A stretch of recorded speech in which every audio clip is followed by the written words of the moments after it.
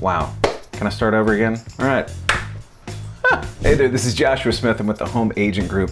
Today we're going to do a brief market report because we're halfway through the month of May. This is April information, so I figured I may as well just get it done, get it over. I was traveling the first couple of weeks of this month. Anyway, whatever, I'm a little bit behind, but that's okay, because I want to interpret this information, talk about what's pertinent right now. I was looking through market activity just this morning to look at how many open houses were happening this weekend, etc. There's a lot of open houses happening this weekend, probably one of the busiest weekends that I've seen this year.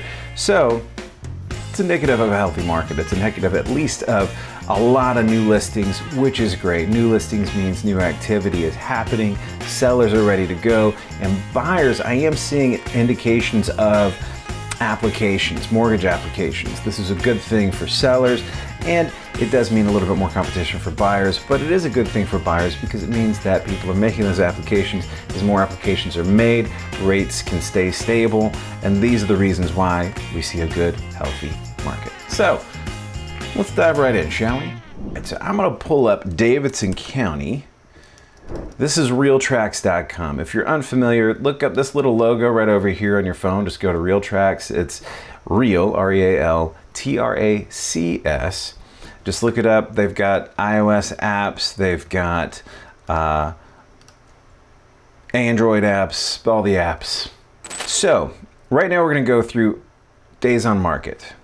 See this little decrease over here? That's a good thing. It's a good sign. We had a lot of days on market back inching into, at the end of and inching into, just kind of continued to increase through January, which meant that houses were staying on the market for a lot longer. And this is not necessarily a good thing for sellers. Can be a good thing for buyers because it means that if sellers are motivated, need to sell, as they stay on longer, they may be willing to take lower amounts for their homes. Good for offers. Anyway, so days on market are decreasing. This is in Davidson County. Actually, let me pull up 5 years, and let's also add a couple of surrounding counties here. So north of Davidson, you have Sumner County. That's north of Old Hickory. North of Old Hickory Lake. Hendersonville, Gallatin are some big cities up there. South, you've got Williamson County. Williamson County is where everybody wants to move for the school systems, although I'll say Sumner County and Wilson County, also great for school systems. Williamson County is probably the most popular. It's also the highest in demand, so we're probably going to see a lot fewer days on market in those areas. Let's look at Wilson County. I mentioned that one. That's directly east of Davidson County.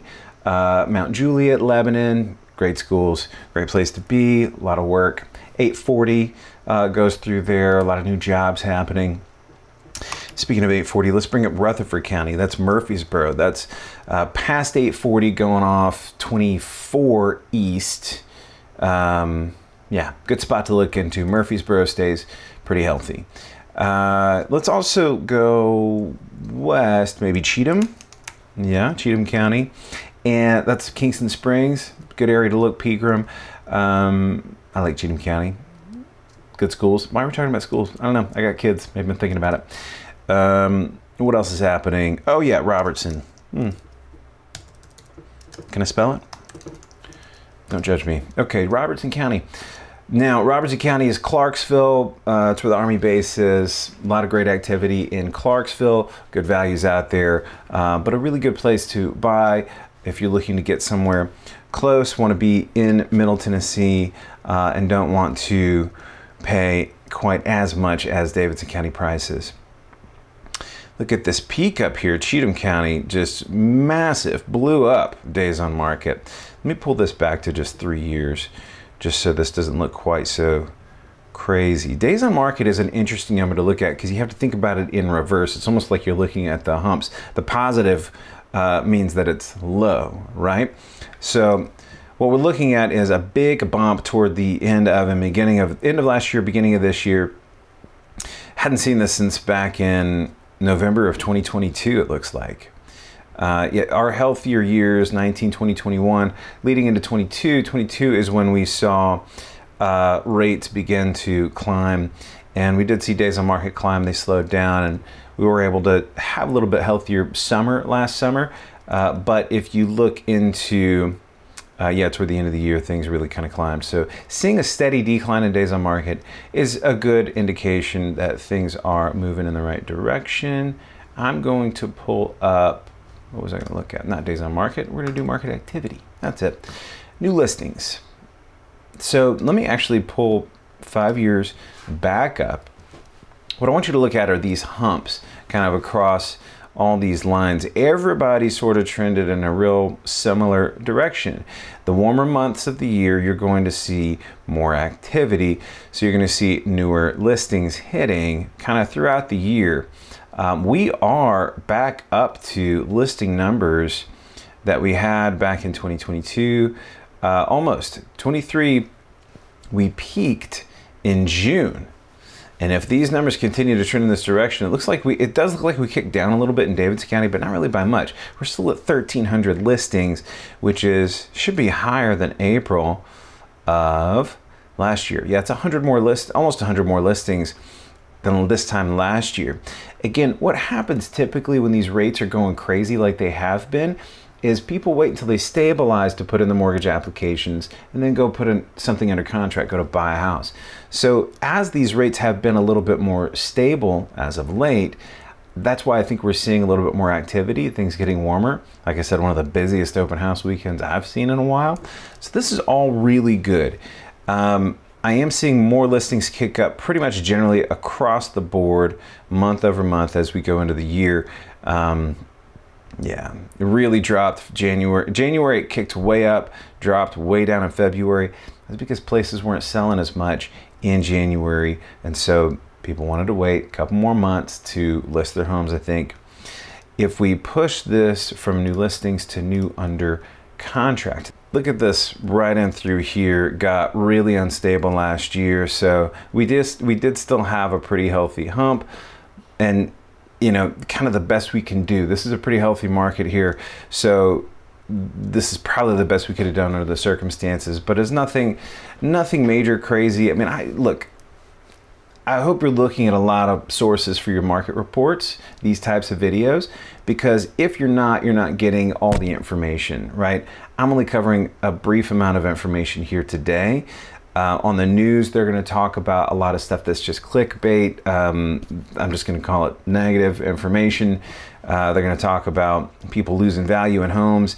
And the reality is that in this market, we just haven't really lost a whole lot of value in our homes for our homeowners. Fortunately, it's a good thing.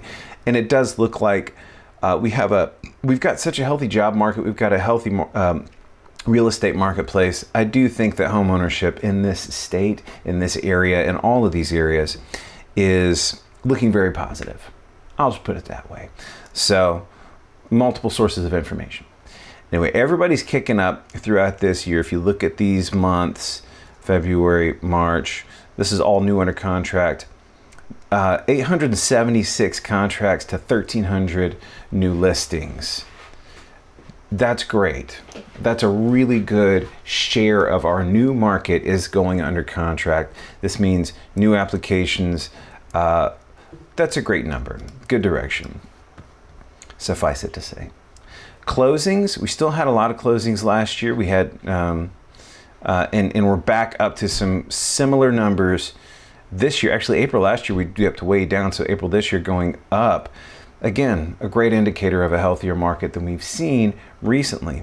So again, all this information, you have to take it with a grain of salt. If you go back and you look at the last few years, I've got these 5 years pulled up just so you can kind of see what it looked like when the market was a little bit healthier. But also the last 5 years, we're talking about 19, 20, 21. Those are pandemic years. That's when the rates were down to 2%, 1%. I mean, I can't believe the rates people were buying homes for back during this time.